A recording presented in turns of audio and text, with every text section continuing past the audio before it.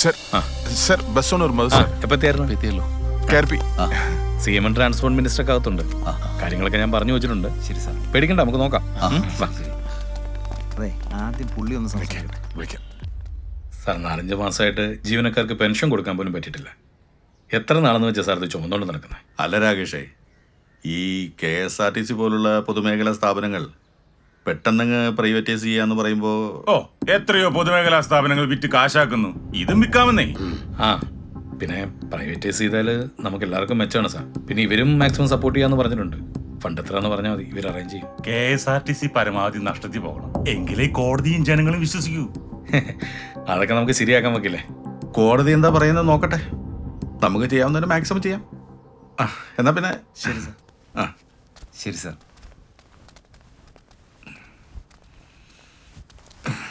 രാകേഷേ, ഈ നക്കാപ്പിച്ച ഫണ്ടിന് വേണ്ടി നമുക്ക് ഈ റിസ്ക് എടുക്കണോ? സാർ, പ്രൈവറ്റൈസ് ചെയ്യുന്നത് വണ്ടി മാത്രമല്ലല്ലോ. പിന്നെ കേരളത്തിലെ കണ്ണായ സ്ഥലങ്ങളിൽ KSRTCക്ക് സ്ഥലമുണ്ട്. കേരളത്തിൽ മാത്രമല്ല, അന്യ സംസ്ഥാനങ്ങളിലും. അത് ഈ പ്രൈവറ്റൈസ് ചെയ്യുമ്പോൾ ആ സ്ഥലം കൂടി പ്രൈവറ്റൈസ് ചെയ്യണമല്ലോ. അപ്പോൾ റിയൽ എസ്റ്റേറ്റ് വഴി വരാൻ പോകുന്ന വരുമാനം ഒന്ന് ആലോചിച്ച് നോക്കിയാൽ കോടികളാണ്, കോടികൾ. അങ്ങനെയാണെങ്കിൽ എന്നെ ആലോചിക്കാനല്ല സേമേ.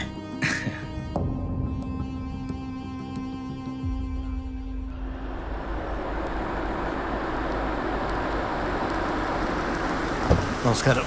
നമസ്കാരം സർ. KSRTC ഓഫീസേഴ്സ് നമ്മുടെ യൂണിയൻകാരുവാ. നിങ്ങൾ ഓഫീസിലോട്ടിരുന്നു, ഒരു 5 മിനിറ്റ് ഞാൻ പോരാം. വാ, ചെറിയൊരു കോളുണ്ട്. സാബു കാര്യങ്ങളൊക്കെ പറഞ്ഞല്ലോ അല്ലേ? നിങ്ങളെല്ലാരും മാക്സിമം ഒന്ന് സഹകരിച്ചേ പറ്റുള്ളൂ. എങ്ങനെയായാലും KSRTC നഷ്ടത്തിൽ പോയേ പറ്റൂ. സാറേ, കാര്യം ഒരു കോളുണ്ട്. Hello, MLA രാകേഷാ. ഒന്ന് ചെയ്തു കൊടുത്തേര്, നമ്മുടെ വേണ്ടപ്പെട്ട ആളാ. ശരി. ആരോട്? ഇനി അങ്ങോട്ട് ഈ പെൻഷൻ ഒക്കെ കിട്ടുന്ന കാര്യം വലിയ കഷ്ടമാണ്. അതുകൊണ്ട് ഈ സമയത്ത് മേടിച്ചെടുക്കാൻ പറ്റുന്നതൊക്കെ മേടിച്ചെടുക്കുക. നമ്മളെല്ലാവരും ഒരുമിച്ച് നിന്നാൽ എല്ലാവർക്കും അത് ഗുണമാവും. കുറച്ച് ആത്മാർത്ഥക്കാരുണ്ട്, എന്തു പറഞ്ഞാലും മനസ്സിലാകില്ല. അതൊക്കെ നിങ്ങൾ വിചാരിച്ചാൽ നടക്കും. നമുക്കത് മാക്സിമം വെട്ടി കുറച്ചാൽ മതി, നഷ്ടത്തിലായിക്കോളും. എന്താന്ന് വെച്ചാൽ നിങ്ങൾ ആലോചിച്ച് ചെയ്താൽ മതി. സാബുനെ വിളിച്ചാൽ മതി, സാബുനെ കോർഡിനേറ്റ് ചെയ്തോളൂ. എന്നാ ശരി. ശരി. സന്തോഷം. സാറേ, നമ്മൾ എന്തായാലും മന്ത്രിസ്ഥാനത്തിന് വേണ്ടിയിട്ട് പ്രഷർ കൊടുത്തേ പറ്റും. സാബു, ഒരു കസേര കയറി ഇരുന്ന് കഴിഞ്ഞാൽ പിന്നെ അത് പോകുമോ എന്ന് ടെൻഷൻ അടിച്ച് അധികാരം നമുക്ക് എൻജോയ് ചെയ്യാൻ പറ്റില്ല. പക്ഷെ സൈഡിൽ നിൽക്കുമ്പോൾ അങ്ങനെയല്ല, നമുക്ക് എൻജോയ് ചെയ്യാം, മാക്സിമം കൈയിട്ട് വരാം. അതുകൊണ്ട് ഈ ടൈമിൽ ഉണ്ടാക്കാവുന്നതിന്റെ മാക്സിമം ഉണ്ടാക്കാം. വീരൻ തന്നെ. Good morning. ഓയ് ഓയ് ഓയ് തരാടാ.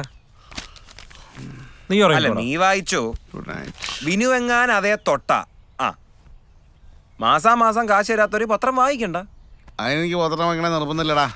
മിടുക്കൻ, നീ ആടാ അഡ്വക്കേറ്റ് ആവാൻ പറ്റിയ ആള്. അത് വലിയ നിർബന്ധമില്ല. എടാ, KSRTC കേസിന്റെ എപ്പോഴും വരാനൊരു പാവൂല്ലേ, പേരെന്താ? സെബാസ്റ്റ്യൻ. കറക്റ്റ് ആടാ. അല്ല ആളോടാ, അഗസ്റ്റിൻ. എന്താടാ? നമ്മുടെ സമരം 58 ദിവസം പിന്നിട്ടിട്ടും സർക്കാരിന്റെയോ മാനേജ്മെന്റിന്റെയോ ഭാഗത്തു നിന്ന് നമുക്ക് അനുകൂലമായ യാതൊരു നീക്കവും കാണുന്നില്ല. അതാണ് സങ്കടകരമായ ഒരവസ്ഥ. നമ്മുടെ സഹോദരങ്ങളായ 12 പേരാണ് ആത്മഹത്യ ചെയ്തിരിക്കുന്നത്. അതുകൊണ്ട് സർക്കാർ നമ്മുടെ പെൻഷന്റെ കാര്യത്തിൽ ഒരു പരിഹാരമുണ്ടാക്കണം. നമ്മുടെ പെൻഷൻ സർക്കാർ ഏറ്റെടുക്കണം. അതാണ് നമുക്ക് ആവശ്യം. ഒരായുഷ്കാലം മുഴുവൻ ഈ പ്രസ്ഥാനത്തിന് വേണ്ടി അധ്വാനിച്ച് ചോര നീരാക്കി പാടുപെട്ടവരാണ്. മരുന്നിനും മറ്റു വീട്ടാവശ്യങ്ങൾക്കും വേണ്ടി മുമ്പിൽ കൈനീട്ടേണ്ട ഒരു അവസ്ഥയാണ് ഇപ്പൊ വന്നിരിക്കുന്നത്. നമ്മുടെ പ്രശ്നങ്ങൾക്ക് കൃത്യമായ ഒരു പരിഹാരം ഉണ്ടാകുന്നതുവരെ നമ്മുടെ ഈ പോരാട്ടം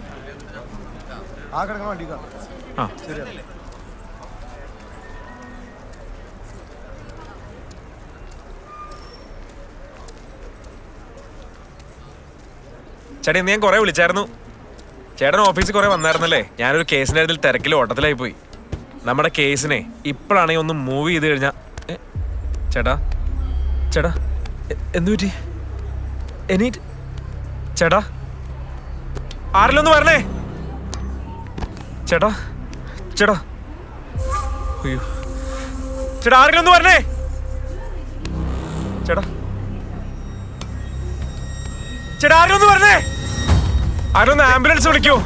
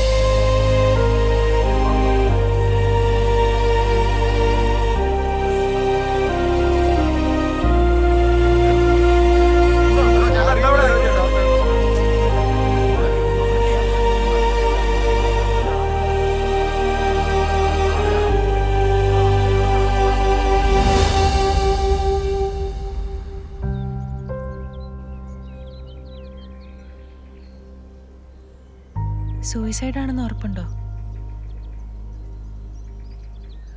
സൂയിസൈഡ് ചെയ്താ? എബി, കഴിഞ്ഞത് കഴിഞ്ഞു, അത് വിട്ടുകള. എനിക്കൊന്നും ചെയ്യാൻ പറ്റില്ല. ഇനി എന്ത് ചെയ്യാൻ പറ്റുമെന്ന് ചിന്തിക്കബി. ഈ കേസ് ടേക്കപ്പ് ചെയ്തു എബിക്ക്. പറ്റും. അതിന് ആ ഫാമിലി വില്ലിങ് ആവണം. അടുത്ത കാലത്താണ് അദ്ദേഹത്തിന് ക്യാൻസർ ആണെന്ന് അറിഞ്ഞത്. പെൻഷൻ കൂടി കിട്ടാതായപ്പോൾ ചികിത്സിച്ചിട്ടുള്ള വീടും പറമ്പും കൂടി കളയണ്ടെന്ന് കരുതിയിട്ടായിരിക്കും. ഒരുപക്ഷെ അദ്ദേഹത്തിന് സഹിക്കാൻ പറ്റിയില്ലായിരിക്കും. എന്നാലും ഇങ്ങനെ ചെയ്യുമെന്ന് വിചാരിച്ചില്ല.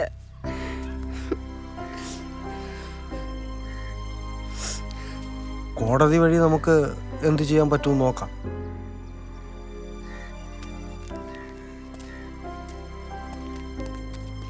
വേണ്ട സാറേ, ഇങ്ങനെ കൈനീട്ടാതിരിക്കാൻ വേണ്ടിയാണ് അദ്ദേഹം അങ്ങനെ ചെയ്തത്. ഇനി ആത്മഹത്യയുടെ പേരും പറഞ്ഞ് ഞങ്ങളെ വിഷമിപ്പിക്കരുത് സാർ. മക്കളൊക്കെ വളർന്നു വരുന്ന പ്രായമാണ്. അച്ഛൻ്റെ കേസ് നടത്താൻ വേണ്ടിയിട്ട് ഞങ്ങളെ കൊണ്ട് പറ്റുന്നതൊക്കെ ഞങ്ങൾ ചെയ്യാം സാറേ.